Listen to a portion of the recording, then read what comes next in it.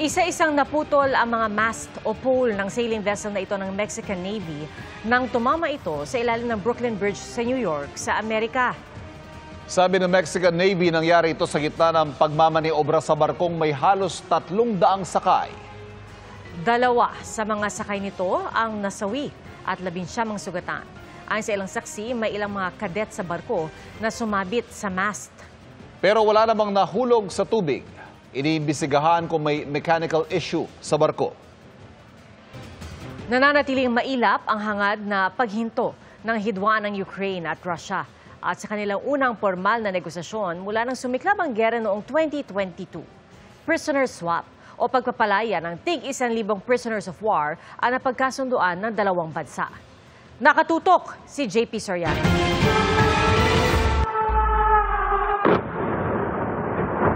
Mula pa noong 2022, nananatiling war zone ang Ukraine dahil sa panggigiyera ng Russia.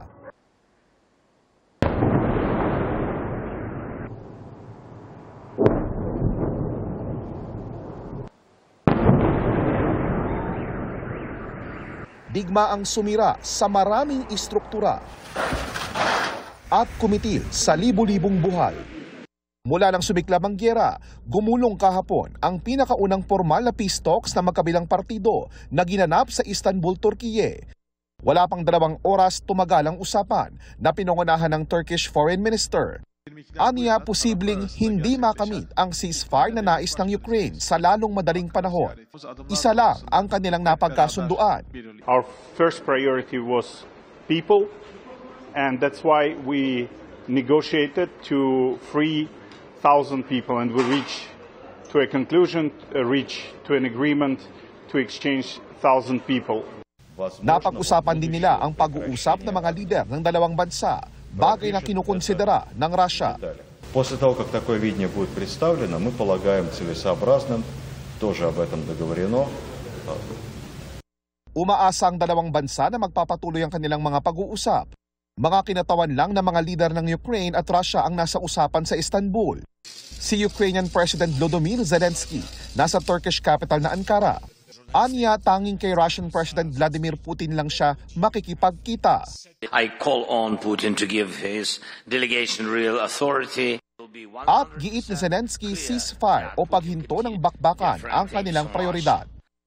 Our number one priority is a full, unconditional and honest ceasefire.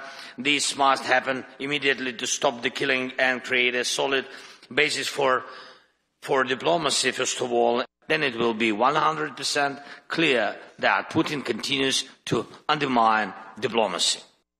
Para sa GMA Integrated News, JP Soriano, nakatutok 24 oras. Libo-libo mga Katoliko at world leader ang nasa Vatican City ngayon para sa inaugural Mass ni Pope Leo XIV. Kabilang sa seremonya ang paggawad ng kanyang Fisherman's Ring na isinagawa ni Luis Antonio Cardinal Tagle.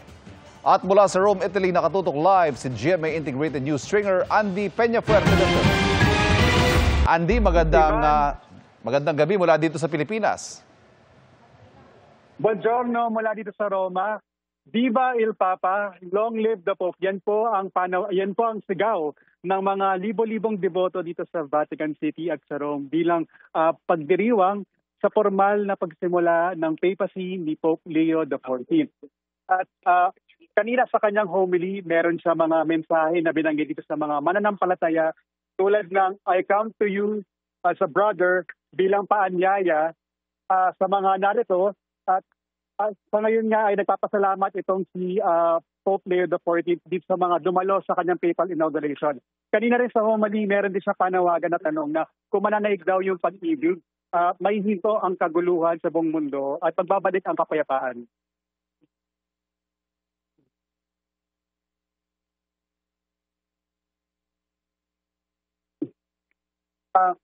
Si Cardinal Dominic Mamberti ang naglagay ng pallium o yung wool vestment na simbolo ng tungkulin ng Santo Papa bilang pastol sa buong simbahang Katolika. At nagbigay naman ng espesyal na panalangin si Cardinal Fridolin Ambongo Besungo ng Democratic Republic of the Congo. Si Cardinal Luis Antonio Tagle ang nagpresent o yung nagharap ng Fisherman's Ring na simbolo ng otoridad ng Santo Papa bilang successor or kahalili ni San Pedro. At narito rin ang ilang world leader tulad ni Vice President J.D. Vance at ni Ukrainian President Volodymyr Zelensky. At ngayong umaga, bago yung inauguration, sinurpresa ni Pope Leo XIV yung libo-libong mga mananampalataya dito sa Via della Conciliazione dahil nag-ikot siya ng halos 30 minuto sakay ang Pope Mobile. Ito po yung unang pagkakataon na sinakyan niya po itong Pope Mobile. At may mga pagkakataon pa na talagang huminto itong si Pope Leo XIV para i-bless yung mga sanggol, yung mga bata na narito. At pagkatapos niya nagdasal ng rosaryo bilang panimula sa mga aktibidad sa papal inauguration. At sa ulat ng Italian media ay tinatayang aabot sa 250,000 na mga deboto, mga mananampalataya ang narito para magdiwang sa inauguration. At kasama riyan ang 100,000 mga pilgrims na narito sa Rome, sa Italy para sa Jubilee of Confraternities. Nagatipon yung mga malalaking grupo ng mga pilgrim mula sa iba't ibang bansa, kasama na rin yung mga Pilipino. At kahapon, nagkaroon tayo ng pagkakataon na makapanayam si Brother Armin Nuistro dahil nagkaroon siya ng pagkakataon sa isang papal audience kasama yung mga educator at mga madre mula sa La Salle Network. Si Brother Armin Nuistro po yung ating dating Education Secretary at ngayon siya po ay ang Secretary General ng Brothers of Christian School. At ngayon po kay Brother Armin, itindihin daw ng Santo Papa na bukod sa curriculum at mga polisiya, pati na rin sa mga pasilidad, ay kinakailangan daw talaga na bigyan prioridad ng mga educator ang nakilalanin ang mga kabataan at ang kanilang sitwasyon sa ngayon. And sabi pa ni Brother Arlie, ay ground ourselves. At sa ngayon ay 12:05 ng tanghali dito sa Vatican City at inaasahan na magsisimula na ang Regina Coeli o ito yung Queen of Heaven. Ito, kinakanta na nga ngayon ni Pope Leo XIV yung Regina Coeli. Ito yung pangalawang pagkakataon na ginawa niya ito. Dahil yung una po ay nung nakarang linggo para sa kanyang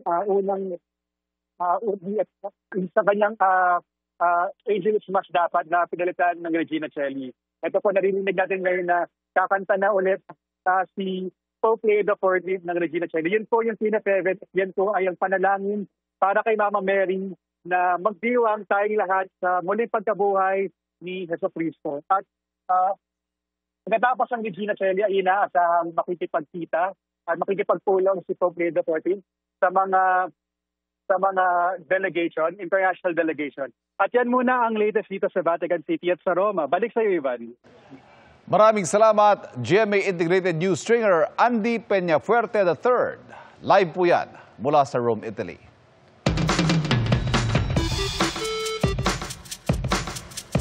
Sa nakaraang conclave, hindi lang ang puting usok mula sa chimney ng Sistine Chapel ang sinubaybayan ng marami. Pati po yung mga ibong tumambay sa bubong, tila agaw eksena rin. Kuya Kim, ano na?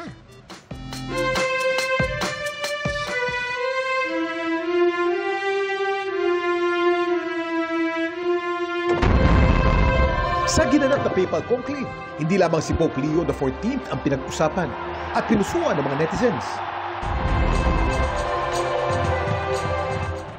Pati na ang tatlong ibong ito. Ilang minuto kasi bago inanunsyo na meron ng bagong Santo Papa. Namataan silang patambay-tambay lang malapit sa makasaysayang chimenea ng Sistine Chapel. Hindi nila alam na meron na pala silang front row seats sa isa sa pinakamahalagang araw sa simbahang Katolika. At na lumabas na ang pinakaiintay na puting usok. Ang mga ibon, agaw eksena. Ang mga viral ibon, mga seagull. Mga ibong dagat sila. Pinaming makikita sa mga anyong tubig, gaya ng dagat, ilog at lawa. Madalas din silang maispatan sa mga bubungan. Nagmimistulan daw kasi itong natural cliff kung saan sila gumagawa ng pugad. Ang mga chimney naman, naglalabas ng init. Kaya nagiging komportable ang mga seagulls kapag tumatambay dito tuwing malamig ang panahon. At alam niyo ba na dito sa Pilipinas, may nakikita ring mga seagulls at dumadayo lamang sila sa Pinas tuwing taglamig sa Hilagang Asya o Siberia. Laging tandaan, importante ang may alam. Ito po si Kuya Kim at sagot ko kayo, 24 oras.